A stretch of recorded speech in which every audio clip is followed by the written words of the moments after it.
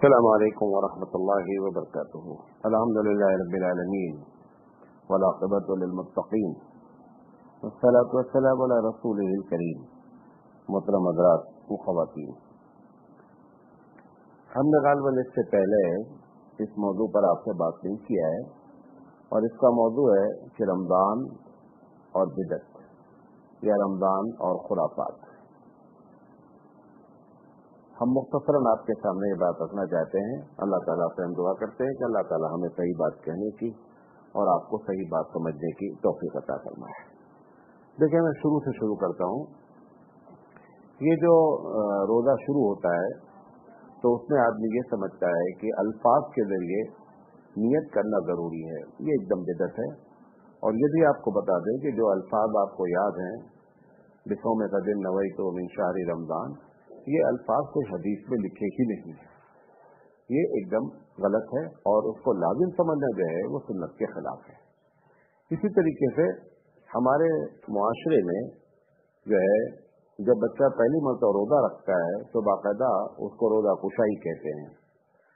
کسی بچے کے روزے رکھنے پر ماں باپ کی خوشی ایک فطری چیز ہے، لیکن اس کے لیے روزہ کشائی ایک لازمی چیز سمجھنا اور اس کے لیے الگ سے اہتمام کرنا گویا کہ ایک اس کا جز ہے، یہ صحیح نہیں ہے۔ اسی طریقے سے جب روزہ کھولا جاتا ہے تو بعض علاقوں میں ایسا ہے کہ مؤذن صاحب یا امام صاحب جب تک دعا نہیں پڑھا دیں گے تب تک روزہ نہیں کھولا جائے گا، بھلے روزے کا کھولنے کا وقت ہو چکا ہے۔ یہ بھی بدعت ہے اور اس کی بھی کوئی حیثیت نہیں ہے۔ یا اسی طریقے سے دعا جب افطار کا ٹائم ہوتا ہے تو سب لوگ اکٹھا بیٹھ جاتے ہیں، اور اکٹھا بیٹھ کر کے اپنی اپنی دعا کرنے کے بجائے جو ہے وہ اجتماعی شکل میں امام صاحب یا مؤذن صاحب یا کوئی صاحب جو ہیں وہ دعا کرواتے ہیں۔ یہ اجتماعی دعا بھی جو ہے وہ بدعت ہے۔ اسی طریقے سے بعض علاقوں میں جب تراویح نماز شروع ہوتی ہے تو اس کے لیے ایک اقامت بولی جاتی ہے۔ نماز کی طرح تو اقامت نہیں ہوتی ہے، مطلب وہ کہتے ہیں صلاۃ التراویح الجامعہ، ایسے الفاظ الگ الگ لوگوں نے الگ الگ الفاظ استعمال کیا ہے، کیونکہ بدعت کی پہچان ہی یہی ہوتی ہے کہ بدعت جو ہے وہ ہر علاقے میں الگ الگ ہوتی ہے۔ کچھ علاقے، اب میں یہ بات کر رہا ہوں، کچھ باتیں آپ کو معلوم ہوں گی کہ ارے ہمارے یہاں تو ہوتا ہی نہیں ہے، تو اس کا مطلب ہی یہی ہوتا ہے کہ ایک علاقے میں ہو دوسرے علاقے میں نہ ہو، یہی بدعت کی پہچان ہوتی ہے۔ اسی طریقے سے یہ بڑے شہروں میں بامبے ہے، کلکتہ ہے، لکھنؤ ہے، چنئی ہے، اس میں جو بڑے بڑے لوگ ہیں، پیسے والے لوگ ہیں، یہ تراویح کے لیے کیا کرتے ہیں کہ شبینہ نام کی تراویح کراتے ہیں۔ یہ بھی سنت کے ایک دم خلاف ہے۔ ایک تو قرآن مجید کا اس میں جو پڑھنے کا طریقہ ہے وہ ایک دم غلط ہے، اور جس تیزی سے قرآن مجید پڑھا جاتا ہے یہ قرآن کے ساتھ مذاق ہے۔ اور اس سے بھی جو بڑی بات ہے، یہ مالدار لوگ اس لیے کرتے ہیں کہ 4 دن یا 5 دن یا 7 دن یا 10 دن میں قرآن کریم ختم کر لیتے ہیں۔ ختم کرنے کے بعد اب اپنے طور پر وہ یہ سمجھتے ہیں کہ میرے اوپر سے تراویح معاف ہو گئی، حالانکہ تراویح الگ چیز ہے، قرآن مجید کا ختم ہونا الگ چیز ہے۔ تو اپنے آپ کو تراویح سے الگ کر لینا یہ سمجھ کر کے کہ ہم نے قرآن ختم کر دیا ہے، قرآن کا تراویح کے ختم کرنے سے کوئی تعلق نہیں ہے۔ اگر کہیں قرآن پڑھانے والا نہ ملے تو اس کا یہ مطلب نہیں ہے کہ اب تراویح نہیں پڑھی جائے گی، تراویح تو پڑھی جائے گی۔ جب تراویح پڑھی گئی تو پتہ چلا تراویح کا پڑھنا الگ چیز ہے، قرآن مجید کا ختم ہونا الگ چیز ہے۔ لیکن یہ جو شبینہ کے نام پر ہفتے میں 10 دن میں 5 دن میں 3 دن میں بعض جگہ ایک دن میں جو قرآن ختم کرنے والے لوگ موجود ہیں، لہٰذا یہ سارا کا سارا بدعت ہے۔ اس میں ثواب تو درکنار ہے، قرآن مجید کے ساتھ ایسا پڑھنا اور ایسے لوگوں کے پیچھے نماز پڑھنا اور ان کے پیچھے کھڑے ہونا، یہ ساری چیزیں جو ہیں وہ غلط ہیں۔ اسی طریقے سے جس دن قرآن مجید ختم ہوتا ہے، یعنی جیسے کہ قرآن آج ختم ہوا، چاہے 27 کو ختم ہوا یا 21 کو ختم ہوا، جس دن بھی ختم ہوا، تو بہت سے لوگ محلے والے اپنی اپنی بوتل لے کر آ جاتے ہیں پانی بھر کر کے، اور امام صاحب سے جو ہے وہ پانی دم کروایا جاتا ہے، اور امام صاحب بڑے شوق سے پانی دم کرتے رہتے ہیں، کیونکہ یہ پانی کا دم کرنا قرآن مجید پڑھ کر کے یہ ایک الگ مسئلہ ہے، لیکن اس دن فکس کر کے دم کرانا اور یہ سمجھنا کہ آج زیادہ برکت کی بات ہے، یہ بات غلط ہے اور یہ بدعت میں ہے۔ اسی طریقے سے بعض علاقوں میں، خاص کر عرب دنیا میں، جب ذکر میں قنوت پڑھتے ہیں تو قنوت کے ساتھ لمبی لمبی دعائیں مانگی جاتی ہیں، تو یہ لمبی لمبی دعائیں بھی نبی کریم صلی اللہ علیہ وسلم سے قطعی ثابت نہیں ہیں۔ कि वितर में, या सहाबा ने जिन्होंने वितर जमात से पढ़ी और उस वक्त उन्होंने कुनूत पढ़ा तो लंबी लंबी दुआएं की हों, ऐसी कोई हदीस हमारे पास मौजूद नहीं है। इसी तरीके से बाद लोग ये समझते हैं कि तरावी जब पढ़ी जाती रहती है तो 2 रकात या 4 रकात तरावी के बाद बैठ करके अलग से दुआ करते हैं। ये भी जो है वो बिदअत है। एतकाफ के सिलसिले में कि एतकाफ करने बाद लोग एक शहर से दूसरे शहर जाते हैं कि फला बुजुर्ग वहाँ एतकाफ किए हुए हैं, वहाँ हम जाएंगे। जिसमें से भी जाते हों वो समझ कर जाते हैं कि हमारी वहाँ ज्यादा तरबियत हो जाएगी। सबसे पहली बात तो ये है कि एक शहर से दूसरे शहर के लिए एतकाफ के लिए सफर करना, और अगर उसमें सवाब की नीयत है तब तो कतई जायज नहीं है, और अगर तरबियत की नीयत है तो ठीक है। लेकिन बुजुर्ग जो जा रहे हैं उनका खुद जाना, वो सवाल ये है कि अपने मोहल्ले की मस्जिद में एतकाफ करने के बजाय किसी दूसरे शहर की बड़ी मस्जिद में एतकाफ करने की वजह क्या है? भाई आप बोलेंगे कि हम जाएंगे तो वहाँ बहुत से लोगों को फायदा होगा।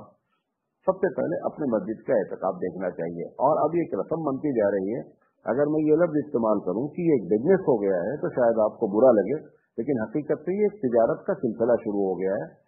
कुछ लोग जो है वो इसमें नेक हैं, अच्छे लोग हैं, लेकिन एक बड़ी तादाद इसको तिजारत के तौर पर कर रही है। लिहाजा ये भी जो है वो सुन्नत नहीं है। इसी तरीके से नमाज तहज्जुद को बाद लोग रमजान के दिनों में आखिरी रातों में, खासकर आखिरी के 10 दिनों में जमात से नमाज पढ़ते हैं।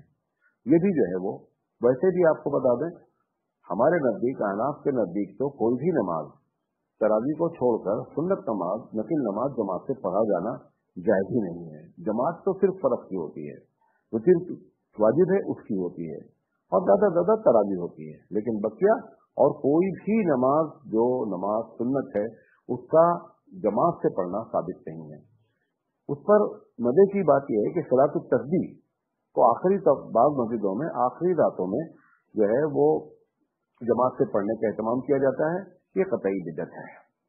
इसी तरीके से तरावी के लिए हाफिज साहब को तय करना पहले से कि मैं तुमको इतना दूंगा, और हाफिज साहब बोले मैं इतना लूंगा, और फिर उसके बाद एक करार पाता है कि नहीं साहब इतना पैसा दिया जाएगा।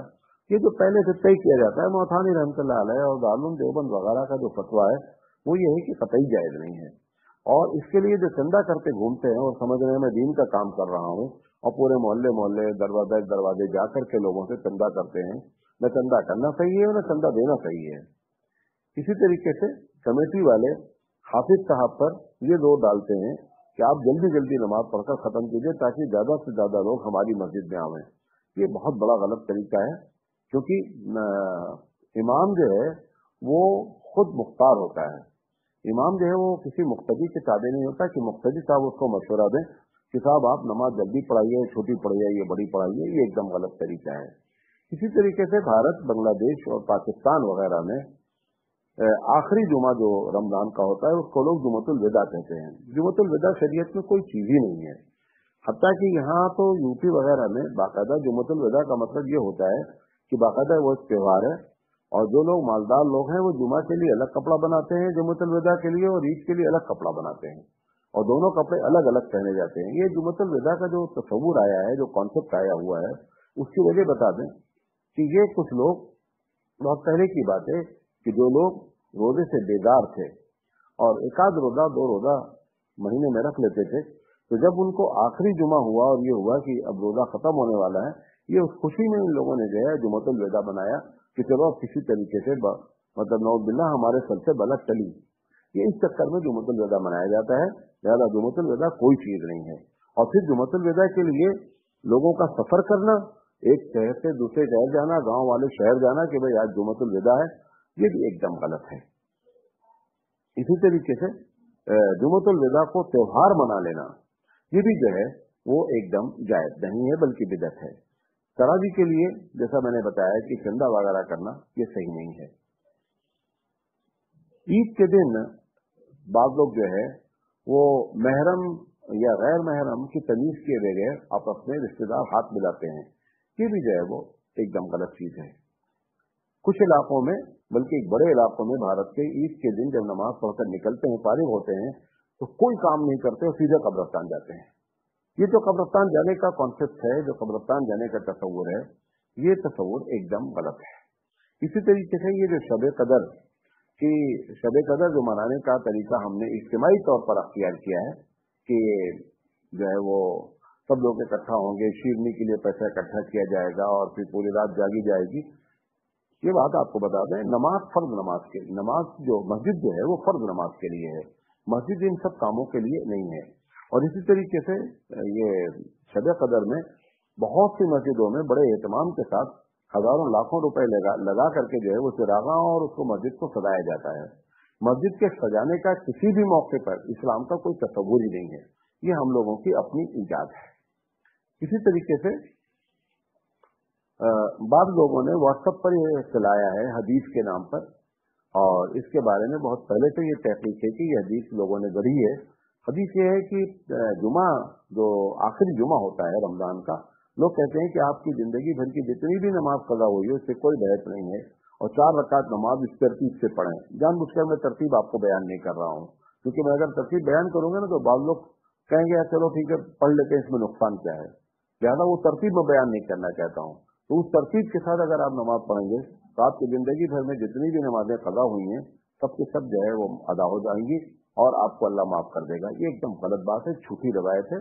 और नबी करीम सल्लल्लाहु अलैहि वसल्लम ने अपने बारे में फरमाया कि मन कज़ब अलैया मुतअम्मिदन फल्यतबव्वा मक़अदहु मिनन नार, रवाहुल बुखारी, कि जो आदमी मेरा नाम लेकर के झूठी बात बयान करे मेरे बारे में तो वो अपना ठिकाना जहन्नम बना ले। लिहाजा ये बहुत बड़ा जो है वो मसला है।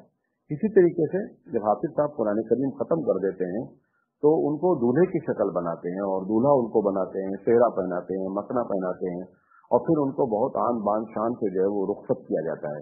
ये भी जो है बिदअत है, इसकी भी शरई कोई हैसियत नहीं है।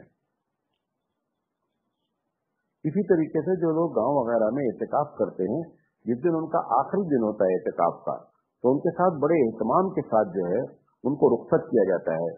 बाद लोग 10-20 लोग मिल करके उनके लिए हार लाते हैं, माला लाते हैं, कपड़े लाते हैं और उनको कपड़े वगैरह दिया जाता है। इसी तरीके से रमजान से मुतालिक ये बात भी बिदअत है कि लोग समझते हैं कि लैलतुल क़द्र 27 तारीख को ही है, हालांकि ये अल्लाह के रसूल सल्लल्लाहु अलैहि वसल्लम ने कभी फिक्स करके नहीं बताया। ये एक अलग बात है कि ज्यादातर हदीसें ये है कि 27 को लैलतुल क़द्र है, लेकिन जो मौके का वो ये है कि ताक रातों में है। हुजूर ने फरमाया कि ताक रातों में इसको तलाश करो, लिहाजा ये समझना कि 27 को ही लैलतुल क़द्र होती है, ये सही नहीं है। इसी तरीके से रमजान की रातों में जागना, और खासकर अरब दुनिया में साहिलों पर लोग जा करके पूरी पूरी रात गुजारते हैं और फिर वहीं सहरी करके वापस आते हैं घर, ये रमजान नहीं है बल्कि एक पिकनिक है। रमजान को पिकनिक बना दिया गया है। इसी तरीके से रमजान के बारे में ये तस्वुर करते हैं कि रमजान ज़कात का महीना है और रमजान में ही ज़कात निकालनी चाहिए, हालांकि रमजान से ज़कात का कोई ताल्लुक नहीं है। ज़कात जब आदमी के ऊपर फर्ज होती है तब फर्ज होती है। अब ये कि मिसाल जब बाद लोग रमजान में ज़कात नहीं निकाल सके तो अपने तौर पर ये समझते हैं कि अब अगर हमने ज़कात नहीं निकाली तो हमारे ऊपर से ज़कात ही खत्म हो गई। अजीब व गरीब फलसफा है। तो ज़कात का रमजान से जो है वो कोई ताल्लुक नहीं है। इसी तरीके से ये भी एक तस्वुर है कि रमजान में जितना चाहे खर्चा करो और इसका कोई हिसाब किताब नहीं होगा। भाई फजूल खर्ची का हमेशा हिसाब किताब होगा।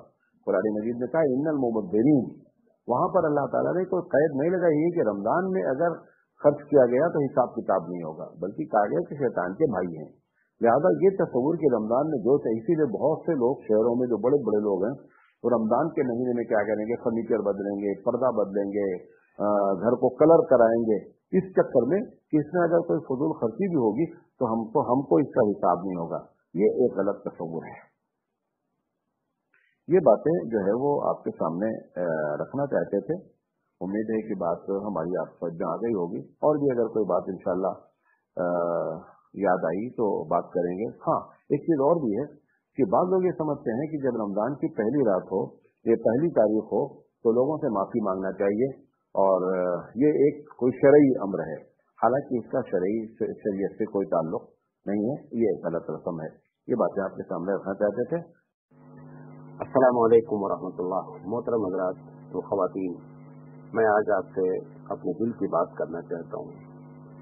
मैं एक छोटा सा आदमी हूँ, तकरीरों के जरिए आप मुझे पहचानते हैं, लेकिन मैं और भी क्या क्या काम करता हूँ। मैं चाहता हूँ एक थोड़ा सा मुख्तसर तारुफ हो जाए कि अगर आपके दिल में ये बात उतर जाए कि अहमद सिराज साहब कुछ काम कर रहे हैं तो हो सकता है कि आप हमारे लिए दस्ते ताउन करें और अल्लाह ताला आपको अजर अजीम अता फरमाए।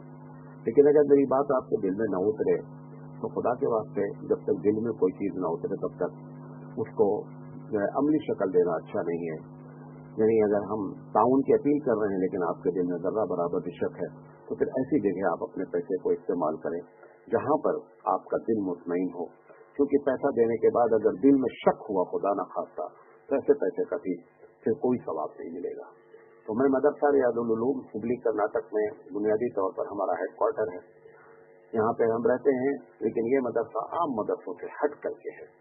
हमारा जो नजरिया है वो ये है कि लोगों में ऐसे लोग फारिग किए जाएं जिनके मिजाज में इत्तेदाल हो, और ऐसे लोग फारिग किए जाएं जो उम्मत के दरमियान में इत्तेहाद और इत्तेफाक की बात कर सकें। और इस पर हम अल्हम्दुलिल्लाह बहुत कामयाब हैं। आपसे हमारे लिए खास दुआ की अपील है कि ऐसे लोगों के लिए हमने मदरसा कायम किया है और यही सी नजरिए के तहत अल्हम्दुलिल्लाह पढ़ाया जा रहा है। अब उसकी तामीर हो रही है, नया मदरसा बनाया जा रहा है, जगह की किल्लत की वजह से बहुत बड़ा बजट है। अल्लाह के भरोसे जो है वो काम शुरू किया गया है। आप जैसे मुखय्यर हजरात ने अगर तवज्जो दी तो इंशाअल्लाह काम बहुत तेजी से चलेगा। अभी पहला फेज बन रहा है जो तकरीबन 2.25 से 3 करोड़ की लागत का है, जिससे हम तकरीबन एक मदरसा बना रहे हैं, मदरसे के कुछ कमरे बना रहे हैं, लाइब्रेरी बना रहे हैं, मस्जिद बना रहे हैं, और मस्जिद भी ऐसी जिसमें नीचे औरतों का सिर्फ इंतजाम किया जाएगा। हालांकि ये बात बड़ी ही लोगों को है कि नीचे सिर्फ औरतों के लिए इंतजाम किया जाएगा ताकि हमारी बहनें भी जो है वो इल्म दीन सीख सकें, जुमे के खुतबात सुन सकें, और कोई अहम प्रोग्राम हो जिसमें बड़े उलमा आए तो उनकी भी बातें वो भी सुन सके।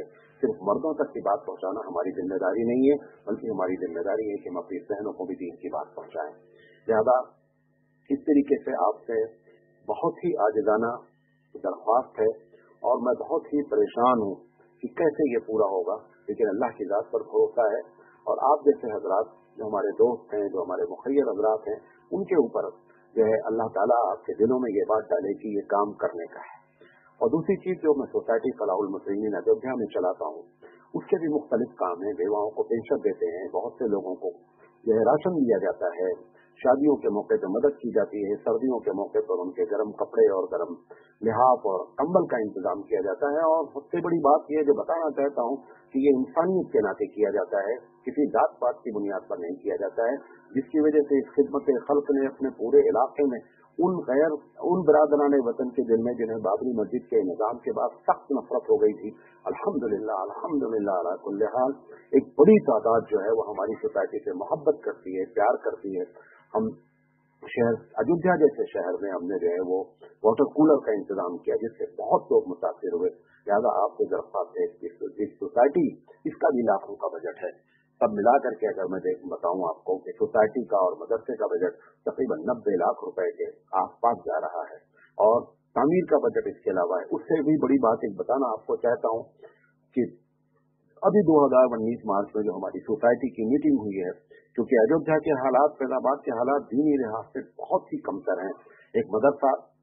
एक ऐसा मदरसा चाहिए जो लोगों के दरमियान में हक का पैगाम दे सके।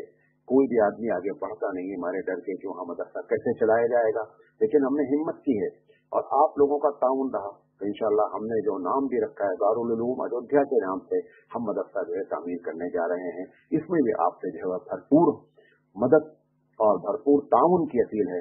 अल्लाह ताला आपको जज़ाए खैर दे। आप जो हजरात भी हमसे कांटेक्ट करें, मेरा नंबर है 9620409893। आप मुझसे कांटेक्ट करें तो इंशाल्लाह हमारे पास दोनों तरीके के अकाउंट है, यानी सोसाइटी का भी अकाउंट है, मदरसे का भी अकाउंट है। जो अकाउंट आप कहेंगे इंशाल्लाह उसमें वो आपको भेजेंगे, और आप जब पैसा भेजें तो जरूर बतावें किस मत में है। और इंटरेस्ट की रकम अगर है तो चूंकि हमारे पास फेवरेज लाइन का एक बड़ा काम है जो लाखों रुपए का बजट है, उसमें भी हम उसको इस्तेमाल कर सकते हैं। अल्लाह ताला हमारी बातों को सुनकर आपके दिलों में इसके असरात पैदा फरमाए और आप हमारा ताउन फरमाए। अल्लाह ही बदला देने वाला है। हम जैसे लोग तो फकीर हैं, सिर्फ और सिर्फ दुआ ही आपको दे सकते हैं। दुआओं के हम सब मोहताज हैं। बस अल्लाह ताला हमारी दुआएं आपके हक में कबूल फरमा ले और आपको इसका बदला क़यामत में अता फरमाए। आमीन या रब्बल आलमीन। जज़ाकुमुल्लाहु खैरल।